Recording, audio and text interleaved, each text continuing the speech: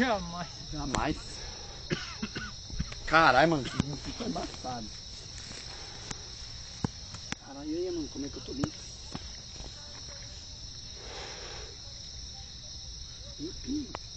Eita, que quando minha mãe ver essa caça aqui vai dar merda. Tem mais um lá em cima lá, não? Demorou pra pensar. Tá baixando numa veluda da porra. Mas não é não, é o vento, não é não? Tá baixando. Que vento, você tá Isso, louco? isso. Louco, Isso, né? libera que nós vai pegar ele de volta pra nós. Vai. Ah, é ruim os caras liberou aí. Imagina o cara que na esquina ali. E aí? Ali ele tá numa pressão, velho. Vocês não imaginam. Não.